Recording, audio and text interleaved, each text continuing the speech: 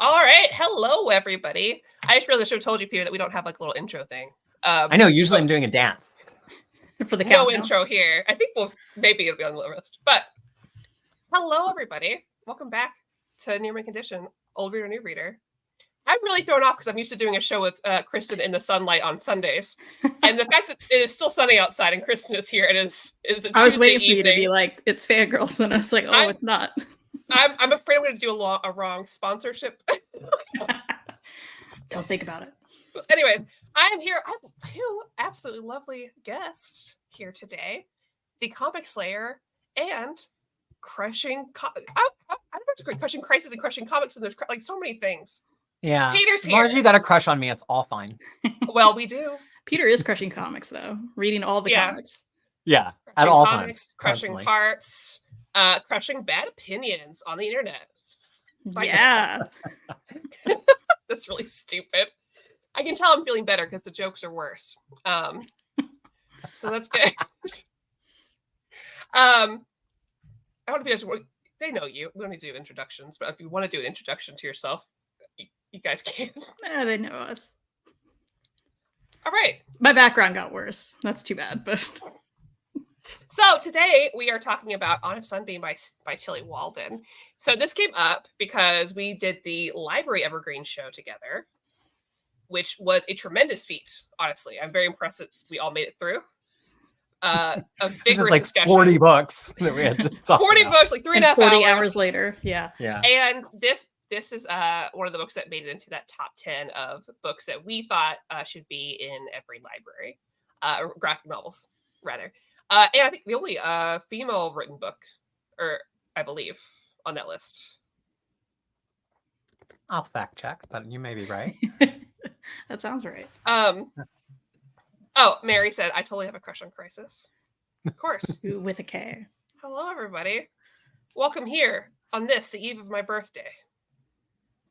I'm here with some of my great friends. Anyways, this sunlight is really throwing me off. It's just like really weird. Anyway, so we're talking about On a Sunbeam by Tillie Walden. So is this your first Tillie Walden book, Peter? Yeah, I've never read Tillie Walden before, and this was one on the library stream. People were saying, "Oh, I can't vote for that to be Evergreen because I haven't read it." I'm like, well, kind of the whole point of this stream is let's try to entice each other with books that we've never read before. That like we're like, wow, I would go and reserve that because that's the whole point, right? And so I heard when you described this one, I'm like, it actually sounds really emotional and affecting and different than any other book I've really ever heard of. So I like put it at the top of my reading list and I voted for it, and it was in the top.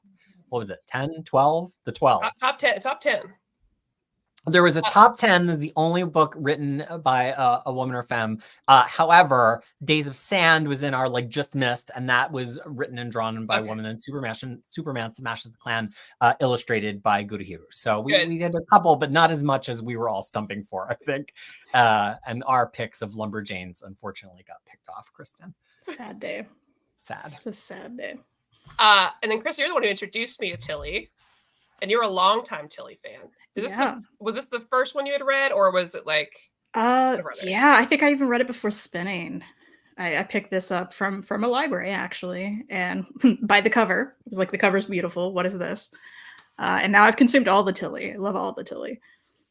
So people at home, Tillie Walden is one of those. She's got a lot bigger in these past couple of years. Like Chris and I, we talked about On a Sunbeam, which we're going to talk about. Spinning, which is a memoir of hers about her growing up and being in ice skating.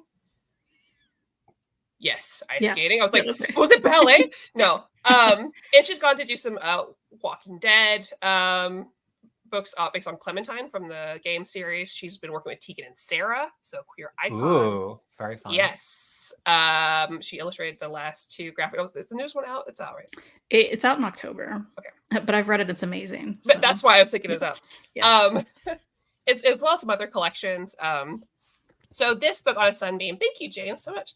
You can read it free online. It's also a nice, chunky, like trade paperback. It's long. It's almost 600 pages. It's long. It took me an hour. Like my so. Maddie's like, it took me 20 minutes. No big deal. Find a regular person speed. But you can read all online for free.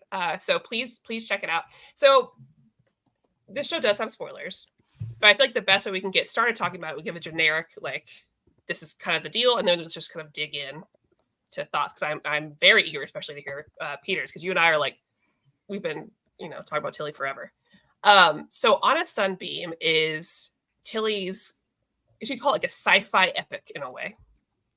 So we have two timelines going back and forth. We have the main character as she is now on this spaceship with this crew, going through a very, like, I would say a very artistic space. They're just kind of regular people doing their lives, just doing some work out there. And then you have like her past, where she's in this school and she meets this girl, and she's just getting to know her and then trying to figure out. You just kind of see their shenanigans, and then eventually, of course, like these two stories intersect, and so you're following this girl, this kind of love story across space and time, and a lot of just like regular people. And what does that look like there? That's like the quickest little summary I can give, but I think it'd be easier to talk about it as we kind of go into what you all thought.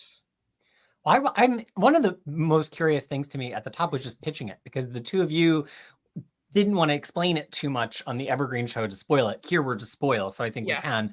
I'd be really interested to hear Kristan kind of pitch it and in short, and then me try to pitch it in short. And I wonder how much all of us would describe it differently from each other. Okay.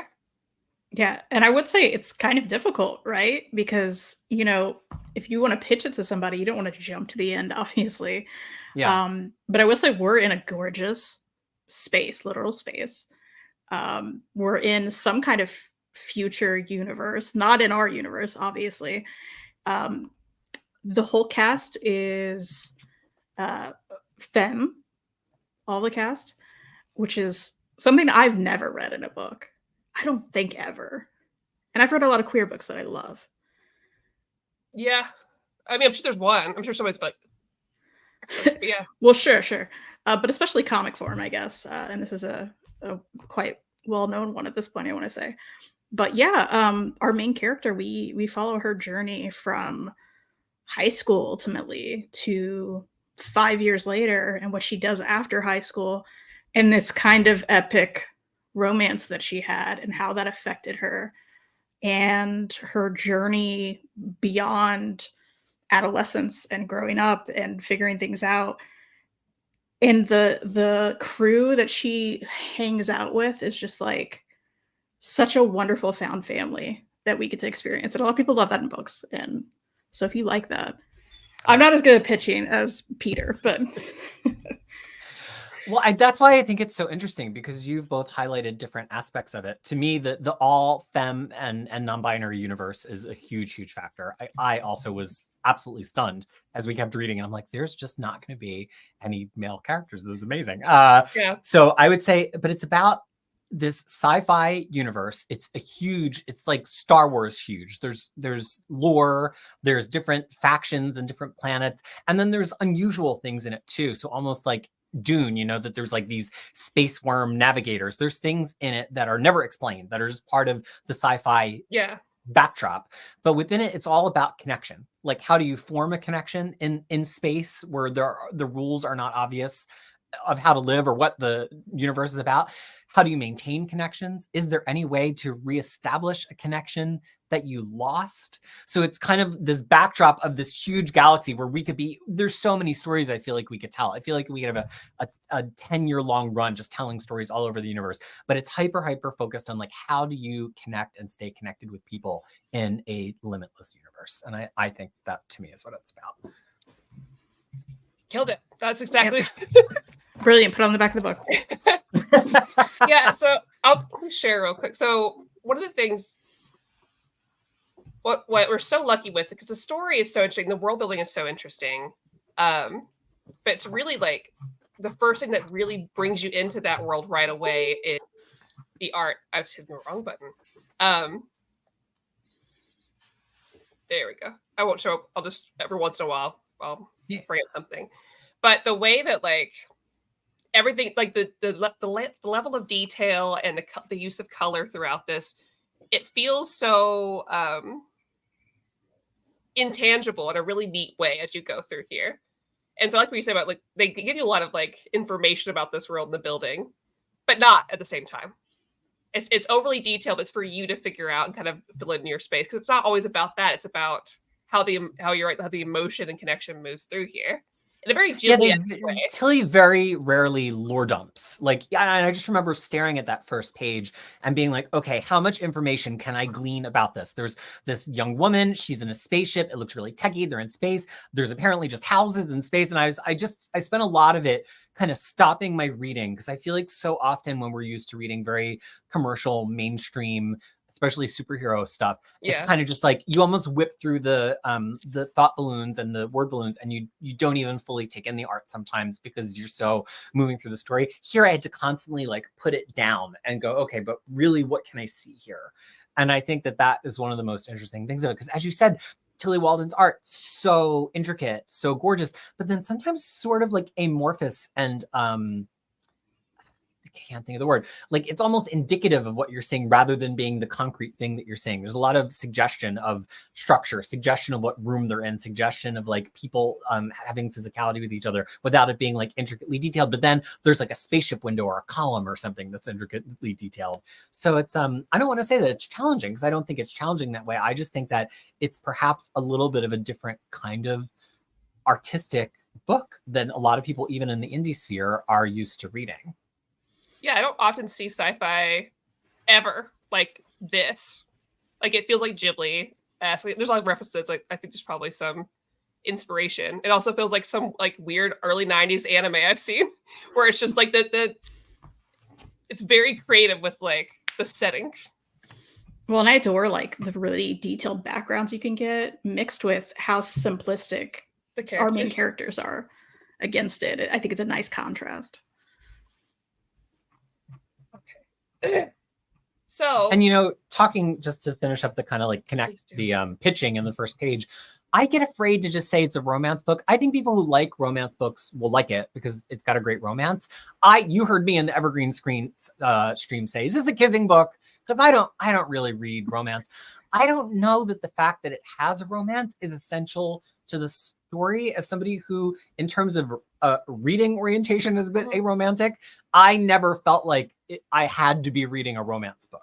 I don't know how else to describe it. That there's some question at the end if it really was. I mean, it was absolutely a romance at points, but by the time the book ends, I don't know that like it concluded this grand romance. In a way, it's almost beginning a grand romance. Yeah, I think that's really fair. Go ahead, Kristan. Yeah, absolutely. I think that's fair. I think you actually nailed it more than I did when I said there was an epic romance, because it really is about connections. And that part of it is not the main focal point. It exists, but it's not the point. Yeah, because you could argue that, like, you know, if you see yourself feeling very strong about platonic relationships and friendships and how those build and change across time and literal space, I think you'll find that here.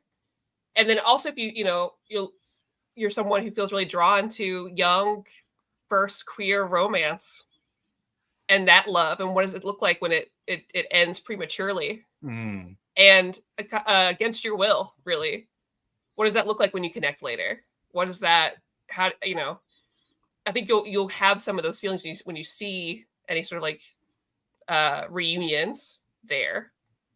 Yeah, I don't want to downplay. This is a book about lesbians in space. I mean, let's not sugarcoat. Not the only book about lesbians in space that Kristan and I really like. I have another book about lesbians in space right here. Nice. Yeah, but yeah, I don't mean to downplay that aspect of it. I'm just saying it's about that. That is one of the plots. I don't want people to think that like it's just a kissing book about lesbians in space. It's so much more than that to me. If you want that, we've got Cosmo Nights Volume 1 and 2 by Hannah Templer. They're great. They're also free online. So, gosh, there's so much talking here about. Okay, so I have a big thing I want to talk about, which is I love this. This is great. I sent them a whole list of like, here's all this that's stuff. why I'm like, honestly, I'm happy we would go through your list. I'll be still happy. So here's the thing. This first chapter, it is disorienting. you don't know why she's joined the crew of this ship that basically does repairs of some kind out in space. We'll, I'm sure, get into it more. You don't know why she's there. It's hard to tell how many people are on the ship. I thought there were way more than 5 for a while because I am like name blind and face blind. So Well, I'm like trying to count them Tillie, like on my Tillie's got some face blindness in her. She got that same face syndrome. She got that same sure. face syndrome. And then I'm like, oh, maybe the hair will tell me. And then also because it's No. got that knockback color look, it's not like fully full color. Even you can't even go by trying to say, oh, this character is colored a certain way because they might be a certain ethnicity. That doesn't always help you either. So, but my question is, how different do you think this is because it was a webcomic? Because if this was a monthly comic, there's no way that Tillie Walden could have gotten away with that chapter 1 as a first issue. Nobody would have bought a second issue. The art of selling a serialized graphic novel means you gotta like really do a big hook. There would have had to been like a fight, or she would have fallen through the floor in the first issue, or like there had to be some kind of thing. But webcomics are kind of like, hey, I'm just going to keep putting up these pictures and hopefully you're going to start paying attention. If anything, in a webcomic, you don't want your big heavy hit to be in the first like 10 or 20 days of the webcomic because you're just accumulating readers. So I kind of was looking at it like, wow, this could have never been a monthly comic in this format. She would have had to flip the story so much. And then also, I don't know if she would have structured it this way if it was always a graphic novel either. Because again, it starts with this very like impressionistic journey that I think lent its. I'm a huge webcomic fan. I've been reading webcomics online since 1997.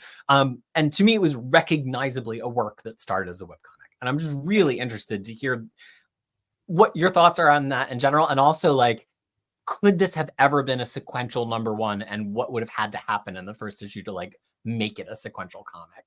I think you're talking to the right two girls on the internet, on YouTube, because I feel like we talk about this a lot. We're like, yeah. You know, we're not the target audience for floppies. Not really. No.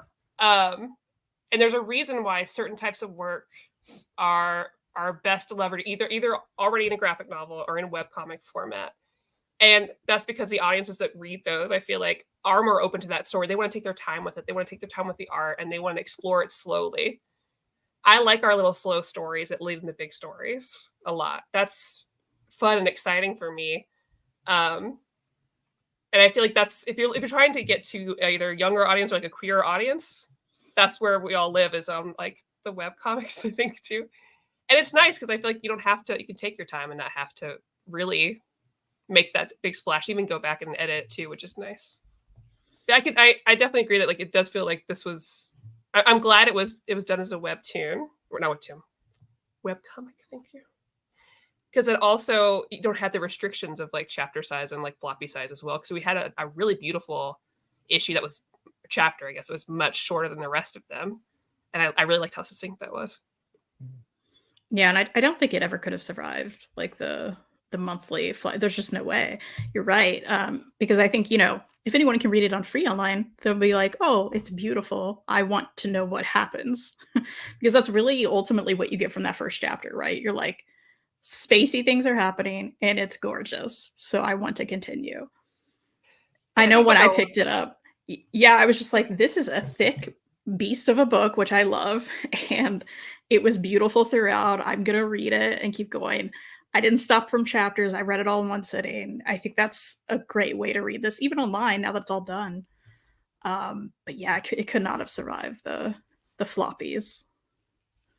And that, all of that, I agree. And it really made me think of the way that like authors even build reputation today, that like so few mainstream comic authors that are known to the kind of like floppy big 3 crowd have the kind of reputation that Tillie Walden has, because so few of them are actually allowed to tell stories like this. I mean, who gets to start this amorphously and people say, trust the process? Ewing, Hickman, Lemire, even Kelly Thompson is starting to be there. But if you look at the first issues of Black Cloak or The Call, she still delivers some like big stunning moments that are going to make you question, wow, what's going on here? And it just made me really reflect that the line between those two sides of the comic industry is not as porous as we think it is. You know, if somebody like Mariko Tamaki, who's an Eisner winner, one of the biggest, you know, sellers in graphic novels, and she sometimes gets a drubbing when she's on a book like Batman or She-Hulk, but there's a really big difference to writing books that are serialized to writing books that were always going to be a graphic novel. And part of that is you have like time to start the engine in the graphic novel. And I really think that that just struck me here, that like I was probably like 60 pages in before I was like, okay, I understand this world a little bit. I get what's happening. And in a comic that would have been what, 2-3 issues. And it just made me really reflect on people need to learn patience. Like this was such a rewarding read for me. And I don't know if I would have dropped it if it was just floppies, probably. When I think about how often that happens with like, especially series Maddie and I talk about and love that are dropped because the floppies didn't do as well, of course. And you think about, it's a different way of writing. If you're writing for the big picture and you're not writing for those Wednesday Warriors, right? Like it's going to come out differently.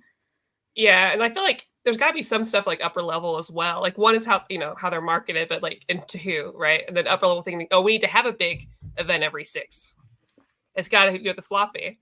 And then it's hard, right? Because like we were in this a lot with like when I was starting the comic books with female-led Marvel books that started off as to me as floppies, which for me I was like, you should have never done it. If you wanted women to read or you wanted a certain like people, certain like group to read this, probably putting them out in floppies and hoping people buy them as floppies with the intention of becoming a graphic novel or like you know, collected trade was not the way to do it. This was not, you already failed.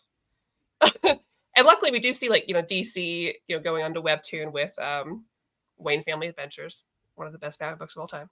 And some of these other ones, like they're learning like, okay, if we're going to put out these type of books that Kristan and Maddie want, where they have some downtime to their action or like angst, and they get to do some fun stuff, well, we're going to have to fit somewhere else. So I want to ask you I'm trying to be controversial intentionally here. Mia, our main character, who we follow, you know, in her high school years and then 5 years later on the spaceship. I will controversially say Mia does not change or grow during this story. Mia is Mia.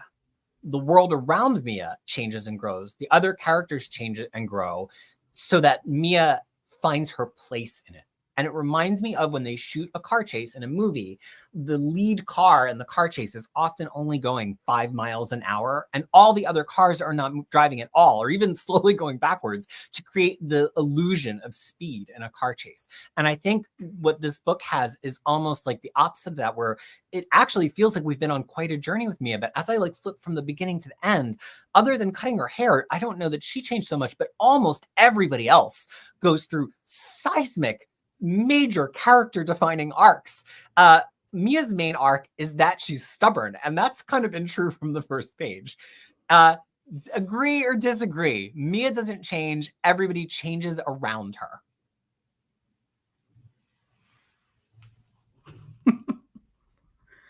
I don't disagree. I think she had a little growth, but I think relative to everyone else, it was certainly less. But because everybody else changes so much, I feel like it reflects on her and it allows us to see different aspects of her than we could see when she was new in the spaceship or when she was at school and she hated school, because Right. she found a world to evolve around her and became more herself, I guess, is like, I think that's fair. Yeah. Yeah, I think that's a really good way to see it, because I didn't think about it that way before, because you're right. You get so caught up in just being on the journey to getting to, you know, I'm caught up in the journey to the end. I'm caught up in the journey to the destination. And so I didn't even think about her, but probably because I'm thinking about what I would be doing if I was her. Really, because I see her as more of like an avenue for me, the reader, you know, as a character. Well, And like through her lens to see everything else, I see her. And when we get further into it, we're more focused on other characters at that point, right? Like, Yeah. I feel like we're like, what's the deal with Elliot? What's happening here? You know, like there's a whole grand, we could have a spin-off books of everyone else involved in this, I feel like 100%. Oh yeah. And I say this not to, I mean, I'm obsessed with this book, but I just thought it was so interesting to have a point of view character that you could kind of settle into at the beginning and feel very consistent with. I think it's different in a book when you have your point of view character go on this hero's journey, both physically and psychologically, right? Where you're like, oh, they changed. Did that reflect how I changed? But I found a lot of comfort in identifying with Mia because Mia was actually very sure of who she was and her goal. for a lot of the book. And then she goes through this physical hero's journey, right? She literally like falls through something. She goes into the belly of something. These are all classic hero's journey things. But there's something very comforting to me to like follow a character who is very much herself the whole time. And she didn't have to like discover she liked girls. She didn't have to discover she was still in love. She didn't have to like, these things were always true about her. And like, I really, really loved that. When the first time that she like obviously has a crush on is it Jane? Again, I'm totally name blind. I had to literally have a Wikipedia up to remember. Yeah, whoever the person she's in love with. And at school, I thought they were going to mock her, and they're like, "Oh, you have a girlfriend now." Grace. Like it wasn't like a shock. No, which is nice. It's like, you know, especially like we're getting way more of these now. But I remember one of the reasons it was so impactful, besides it was early on in our journey together, Kristan. It was still early on in me finding queer books that weren't about that, and there's a lot of great queer books that are about that, right? That we still get in graphic novel form. Absolutely. People of every age and every stage of life going through that awareness, hugely important. But sometimes it's nice to just read a book where somebody is queer, period. And there's not a big deal. It's not brought up. Yeah. She has 2 moms too. It just is what it is. Because there's no men. And we bring up the pronoun part, you know. Everyone's procreating. It's fine. Like, yeah, everyone's just there. And it doesn't have to be that deep. And same way with like dealing with the sci-fi thing. Hey, this world looks really complex. You probably have a lot of questions about how everything works. You don't need to know all of that because that's not essential to the story. And it's nice just to spend time. And I feel like, and I have no idea if this happened, but I feel like we got so many great books, like queer space books like this afterwards. Like I can name somebody that followed this. Like, of course, Cosmo Knights. Space Trash. Space Trash. Oh gosh.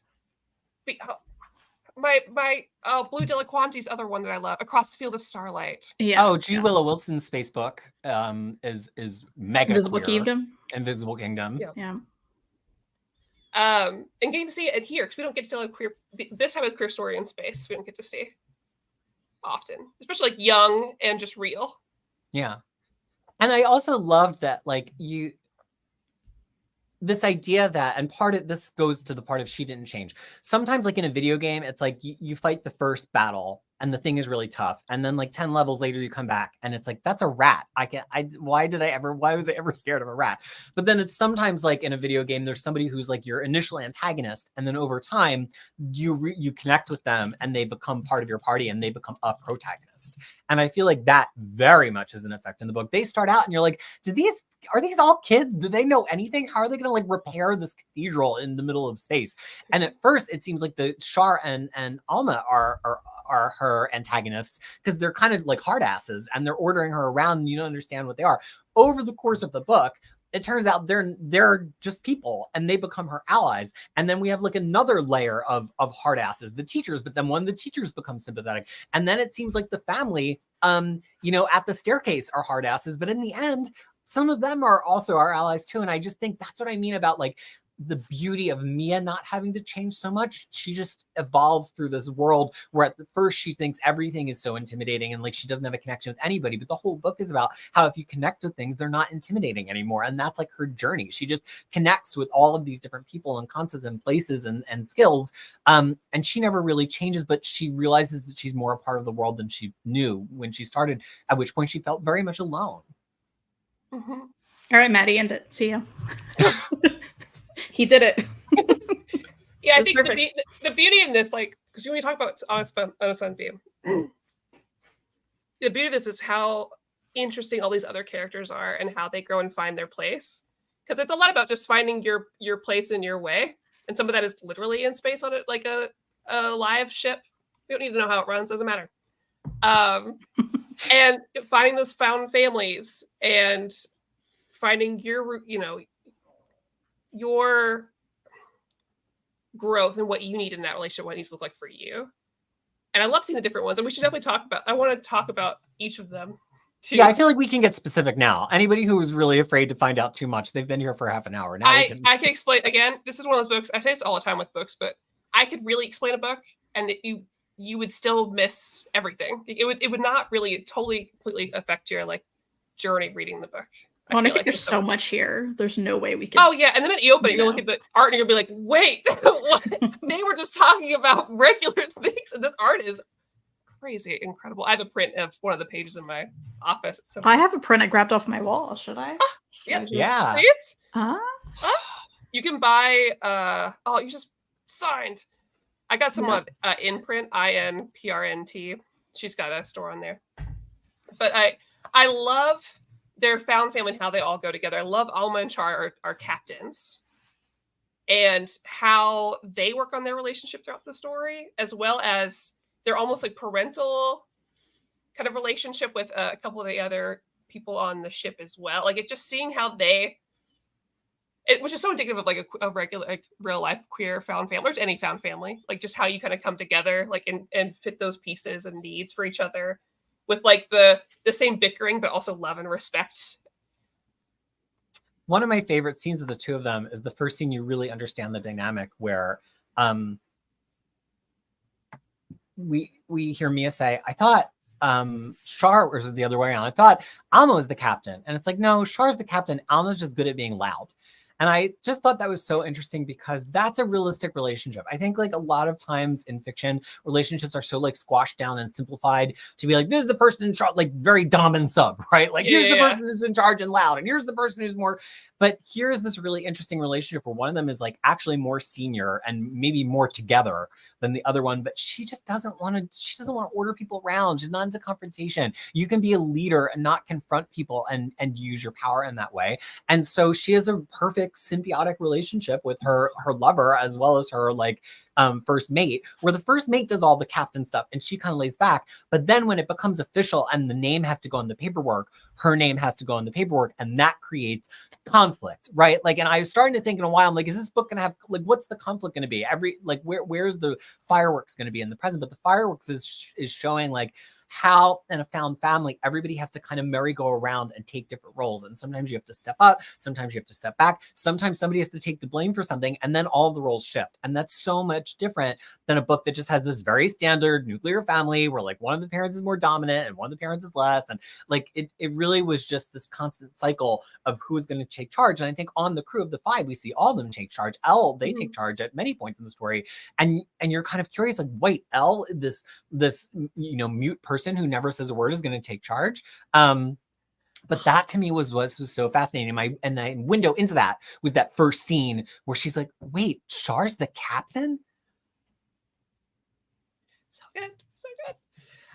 Oh God. Okay. We're talking about everybody. I want to talk about Elle a lot because I feel like Elle is one that I enjoyed my first way through. I think Ellie's very interesting. I think their background is really interesting. But I've paying more attention to it this time around about the nonverbal part was more interesting to me. Like that's why I focus on this part that I really enjoyed, that I didn't spend as much time on before, which how they communicate and how they spend time with that, how they show, and how Tillie shows that in the art, and how they respect that. Also, like even having these little moments, like Elle's part of everybody. They just communicate differently. They're communicating still with you. It's not a lack of ability. It's just, this is how it is communicated. And like they can still teach everybody else on the crew how to do things without communicating what they're used to.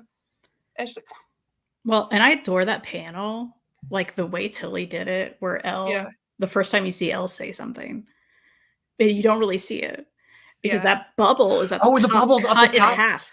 Yes, I loved how that was done. It somehow became, it doesn't matter what they said. Like it was so impactful. The way she cut it out, it was just framed beautifully. I loved it. Because it's never like explained. Like if it's like I've seen like different, or at least maybe if it was explained I didn't see, but I've seen like different interpretations of where it's like selective, or like if this is more of like, like autistic behavior, right? Which just that's just, they just communicate differently. But it's just, I really appreciate that's something that Tillie actually brings on again later on in the other books. Like we have characters who sign still in some of her newer books, which is really cool. So I want to talk to Kristan's point first. I've been, of course, as many millions of people around the world have watched the new season of The Bear. And no spoilers, but one of my, it actually makes me too stressed out to like fully watch. I almost have to watch through my fingers. But I love that it's not just a TV show. Like it plays so much with rhythm, with pace, with storytelling, with where to put people in the frame. Sometimes like we play out a whole scene on somebody's face like that. And that's what that bubble at the top of the panel thing made me think about. Tillie Walden throughout the book, a lot of time like really plays with like foregrounding something you need or like backgrounding something you need in a way that you don't even fully get to see it. I feel like a lot of the game that Mia plays at her school, where they kind of ride around these little spaceship bumper cars and collect planets that float through the air, she keeps it mysterious by like never letting us look directly at it. It's always like a little out of focus in the frame. And it's the same thing with the first time that Elle speaks, where like we know it's so important, we're like so ready to see it, and it's just a little bit out of the frame. It's the bear, the person is speaking off of the camera. And that's the power that comic books have that's not unique to comic books. Clearly framing happens on TV too, but like it's so deliberate because you decide what you're going to draw before you put the pen to the paper. And Tillie Walden is really, really good at that. But let's not all talk about positive. This is why I will detract some points. This lettering was brutal. It was brutal. I don't know. I was expecting that. I don't know if I can buy a physical version of this book because these old people eyes, I had it like magnified on my screen trying to see. It's in not only hand lettered but in cursive. I can't. So when I read, was it cursive? At points it is. At point. Yeah. Okay. That's fair. I think cursive never needs to be in a comic book. Leave it alone. Ever. And there were times I will say. The lettering stay the same when they collected it. Oh, did she re-letter some of it maybe from the original webcomic? I can't remember. She did. Take another pass, Tillie. My books is boxed up somewhere, so. But that was fair. I expected that. I expected that to come up today. Oh, is that like a hallmark of hers? That she, no, I just rereading it. I was like, well, because there were moments. I mean, because I ultimately liked how the lettering looked, but I can see it's too small, and there were moments where like the end letters kind of just blend. It's kind of how I write; they blend into each other. But I would never letter a book. So sometimes I was like, "What does that say? Is that but, or is that something that like it was difficult at times for sure." Yeah. My brain's so. Anyways. Oh, but Elle. But you were just talking about Elle. So the thing that I mean, A, stan non-binary icon, but B, just. One of the most interesting thing about this book for me is that because it's a webcomic and because Tillie didn't have to like dump it all on us in issue 1, there are coincidences that happen and everything is truly connected. I mean, literally every little lace of the plot connects to some other lace of the plot. And I, in another comic book, might have felt that was annoying. So I'm like, oh, how convenient. But here, because it kind of is this like weird upside down cake of plot, it felt very organic. It felt like we were waiting the whole time for her to tie these things in and show us why they connect.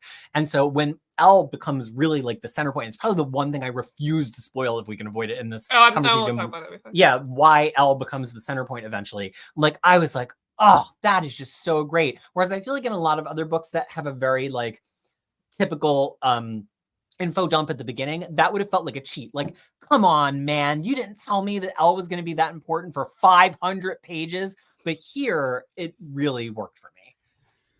Yeah, I totally agree. And I love the interconnections, the other little ones we find out, like even Mia's teacher and who she ended up being and how she got to the crew. And it was just like little perfect moments like, oh, yeah, nice. Okay, great. Yeah, I've went these hundreds of pages and now it's all connecting in a lovely way. And never felt like she was like pulling out some convenient contrivance. Like it always felt like, oh, we've arrived at the time that I get to understand why this has been important. Well, it makes sense in this that everything kind of comes together like this, like fabric, right? Because this whole time, as you're moving through all of these scenes and you're watching her have these interactions, all the foreground's also just like moving, kind of. Everything feels so alive that you're just kind of like this dream state, but not in like a trippy Doctor Strange way, just like an emotional way at the same time. So of course it's like, I don't know. I feel like it does a good job of communicating. Oh my God, I can't talk. Wow, that's crazy. It's the nose. It's the Maddie nose. in space. They sucked all my brains out of it. anyways, it's pretty. I'll say what it said when Lee was on the show. Book pretty. Book pretty, you know, book pretty, words good, color's nice. You did it. Big head, big empty head. No thoughts? So the one crew member we haven't talked about yet, Maddie, is Jules, who I think goes through the biggest character transformation of everybody in the whole book, personally. So what do you have to say about our friend Jules? Hopefully Kristan has more things. I was like, Maddie, you looked like you were going to. No, Jules, I love Jules. She clearly very much had she kind of keeps it. She keeps that childlike angry behavior a lot of the book. And her fuse is short, but she also loves hard. She plays hard, she loves hard. She has a lot of thoughts and opinions, and she is not afraid to share them. No. And when she really goes off on, I can't think of her name, but the captain that took over. I sent you a screenshot when I got to that page. It was perfect and amazing, and that was like a wonderful moment. That was one of my favorite moments. I will say Jules is like how things wrap up with her, like towards the end of the book, or her big climax, I think is really beautiful, and I love how that's put together. I can't help. I don't want to keep comparing this to Studio Ghibli, but I did. This moment that she has reminded me so much of like a Princess Mononoke moment, and like a surrendering that's really beautiful, and silly at the same time. I love that she's able to have this like moment and still just be her and crack those jokes. Like it just. Oh yeah, It helps connect, I think, in a really. Well, I think that it's interesting because Jules kind of gets the adolescent growth plot that you might assume Mia was going to get. And because we really see her go from this kind of headstrong kid sister type of character, really kid niece, but effectively kid sister, to like really being one of the movers and shakers in terms of like driving plot towards the end, starting from when she confronts the person who was misgendering Elle, but then escalating through the whole rest of the adventure. She like Jules kind of like finds her feet and like her ability to like stand up and use that hotness to push forward and not just like be an outburst or say, let's go have a drink or let's play a game. Like all of a sudden it becomes this force for change. And she also gets kind of like the magical girl story, right? Which again, in this kind of a book, you're like, oh, the main character is going to be a magical girl. No, Mia's really not magical. Mia has a very specific plot focus, which is she's stubborn and she's forging connections. And she's going to be kind of smooth about it and also not smooth at the same time. But it works because then you actually like surprise, this whole magical girl journey actually is the Jules journey, and she changes the most out of everybody.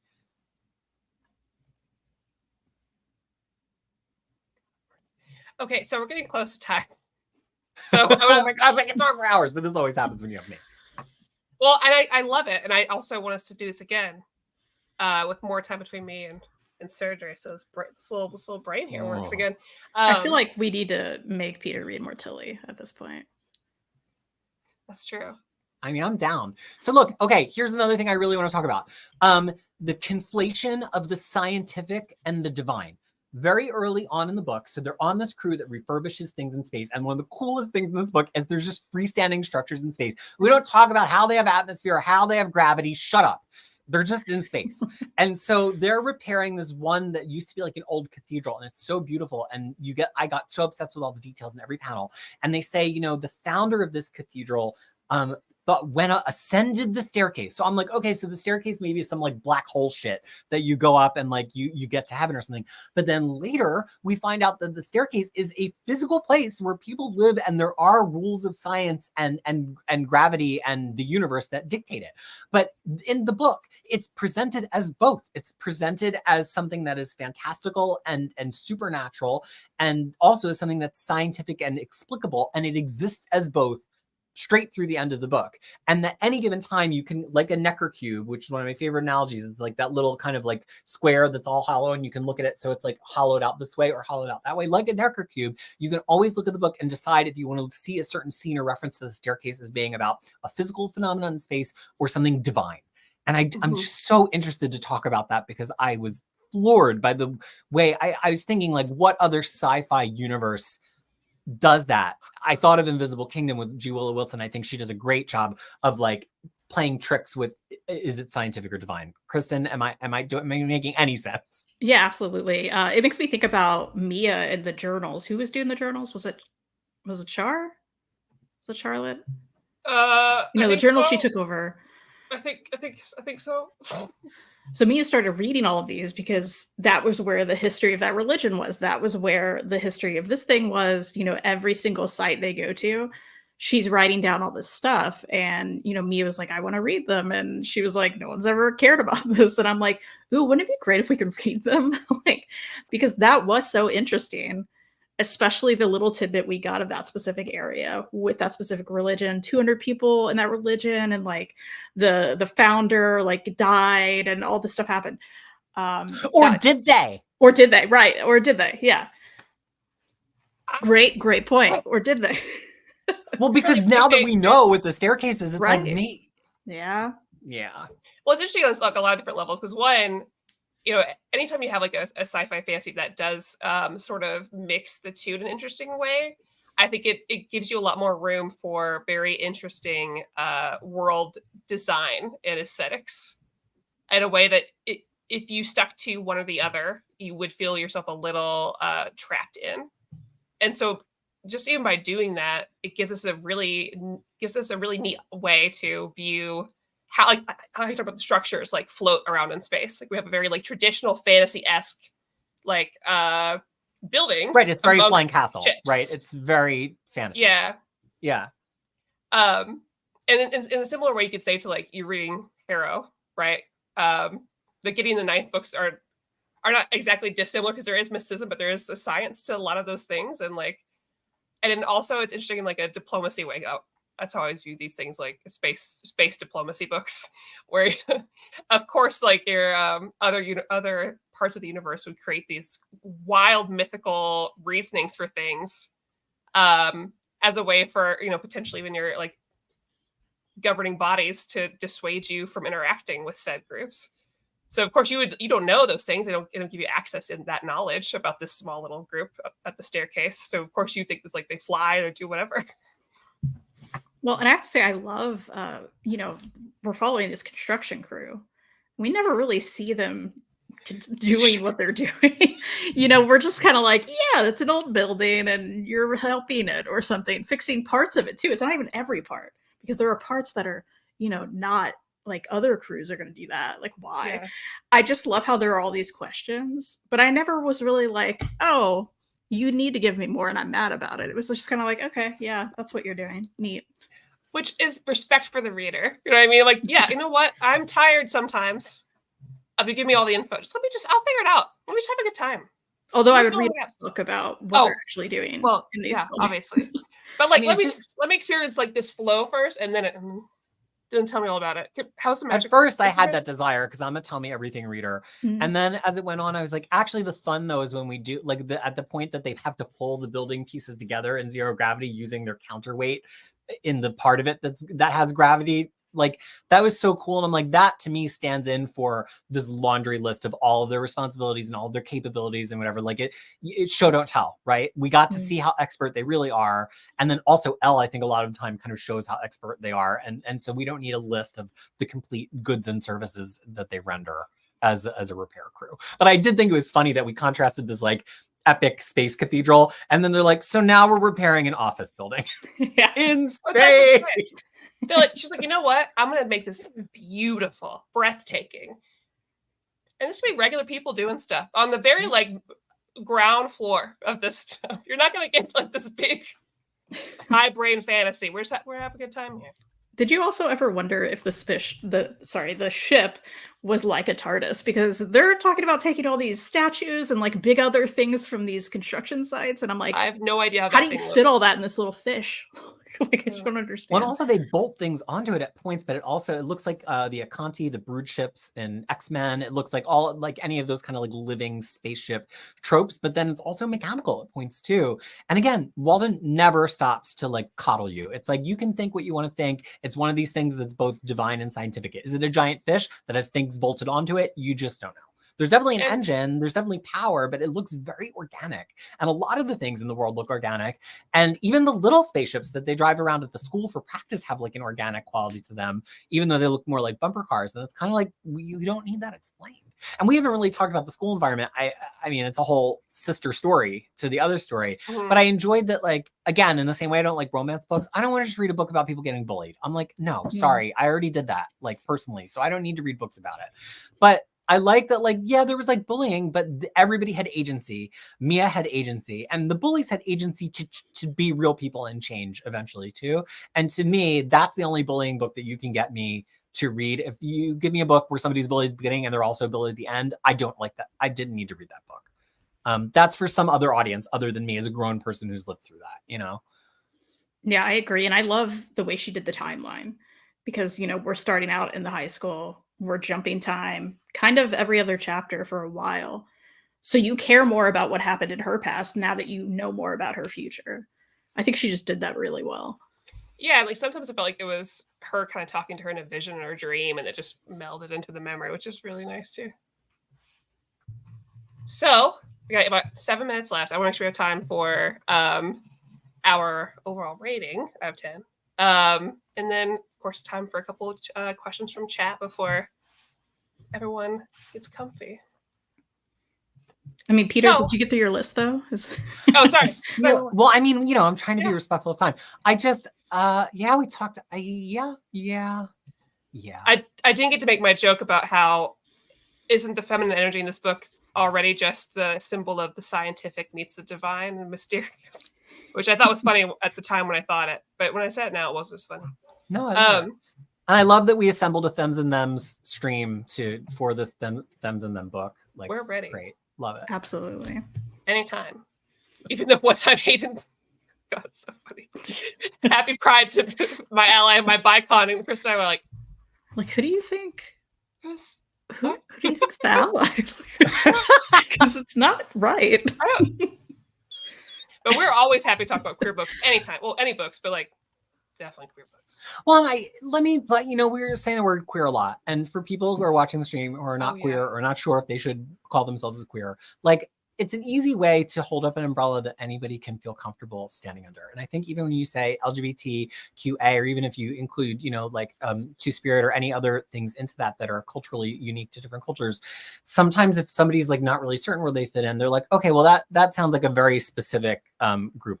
And so I just like to say queer personally. I know some people have heard it said to them offensively. I've had it graffitied on my house in an offensive way. But I have chosen to reclaim it because I like to just hold up an umbrella that anybody can feel like they can stand under on any given day. So I don't want you, when we're saying queer stories, queer this, queer that, it's not meant in an exclusion way, like back straight people away from the Tillie Walden. No. It's meant to say that like this is a book that where everybody can really feel included, and it's about universal experiences, and some of those experiences are queer, which count for many of the letters of the acronym. Oh yeah. And people can find themselves in a queer story, same way I can find myself in I don't know, like a dude bro book or something. Dude bro, a very neurotypical dude bro. Yeah, people look like me, and we find a lot of similarities and interests in those stories. Even if they're not like us, it's still a story I want to read. You're still a story I want to read, Chris. Oh my gosh, thank you so much. Rating out of 10, my friends. What did I rate this before?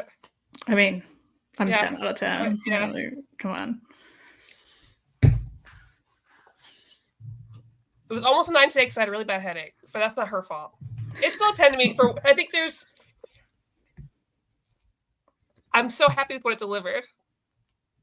And I'm so happy with what it was, what it is, and what it means. And I've really enjoyed seeing her grow since this as well. Absolutely. And I really agree. I'm looking up the dates I read this because I reread it and now I can't find it.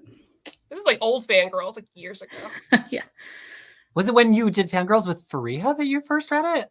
Probably, yeah. So, I mean, that's probably like 5 years, 5-6 years. Yeah, I first read this in 2018. And then I read it again. Because before we did Hickman. Yeah. on that channel. And then I read it again in 2020. So that could have. I don't know what time is anymore. We've been doing this for so long. I don't know. It's wild. But my rating's not changed, so that's my point. So you're still you're 10, you said? Still, yeah. I'm a 9 purely because the lettering, which I don't think, I mean, I will hate a book because of lettering. I don't think it was bad. I just think I'm old. And I just think there were a few pages that got a little too impressionistic for me at points where, like, even after my 30 minutes of staring, I still like was not 100% sure what was going on, which is a feature, but it's also a bug. So I think I'm in a very, very loving 9 out of 10. I'm interested to know how big the physical edition is because I want to buy it, but I need to know that I'm going to be able to read the letters. So if there's an oversized omnibus version of it, that's the one that I want. Yeah, once I find my copy, I'll send you some photos. Yeah, please send me one to scale with your finger underneath the cursive so I can tell. Yeah. I'd love to get together again with the three of us. I'm trying to get what would be if you would like for us to recommend you a book again, or if you would like if you have something that I do. Because we have honestly, this is fun, so I'm excited to talk about any book. Well, I really want you to read Grayson because it's Nightwing and it's so sexy. Do it. Where he's a and spy. It's been since 2017 since I read it. I read it like as one of my first binges in the modern era of tracking all of my reading. So it's been like 7 years. Maybe I'll hate it now. I don't know. I mean, I'll try it. A lot of my favorite DC stuff is not the people's favorite usually, so it works out fine. Space out of 10, 10 out of 10. It's I feel like there's some books I think would be interesting to get your take on, like oh gosh, that Grace Highsmith, Flung Out of Space. Oh yeah, you gotta read it. Good. It's so good. Oh god, it was a true story about Patricia. Is it Patricia Highsmith? Yeah, Patricia. Yeah.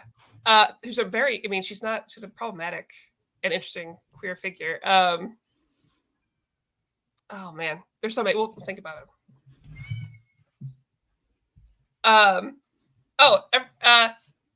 Tell the people where they can find you. Kristan, go. I'm here on YouTube sometimes at The Comic Slayer, but lately I've been tired. So that's it. But hey, I'm here. And Maddie and I do a show. Yay. Oh yeah, I always wait to talk about it because I do too. We do a live show on Sundays on Omnibus Collectors Network under Fangirls Assemble. So typically Sundays at 11 a.m. Eastern, but sometimes not. Sometimes it's a different time. And Peter, the people know you, but please. I'm on crushingcrisis.com. I'm taking a little vacation. I had a little month of vacation. After that DC poll, I needed to drink a drink with an umbrella from the comfort of my own couch. But I have guides to the vast majority of the Marvel Universe, DC Universe, and indie books as well. And when I am back from vacating, I will be talking about Marvel and DC new releases all the time. And then in terms of video, I just pop up on here. I talk about solicits, talk about, I don't know, whatever else, Omar. We fight about mapping things. We just mapped Wolverine a couple of weeks ago, and it was highly entertaining. Highly entertaining. So definitely go back and watch that if you like Wolverine. You sort Jess's collection when he has. I do. So I have a once a month date where I hang out with the Omni dog. Yeah. That's hilarious. It's fun. It's fun to watch. I love it. I like watching everybody playfully bicker. That's my cat. Don't worry about it. She'll turn off my computer. Thank you guys so much. Thank you, Peter and Chris, for being here. It's been wonderful. Chat, thank you so much for hanging out tonight. The eve of my birthday. Please celebrate my birthday tomorrow. I'll be back next week with something. I don't remember what the rest of the schedule is for the month. I know Last Ronin's on it. I'll figure it out, but I'll be back next week. Usual time. And, take care of yourselves. Have a good night, everybody. See you next time.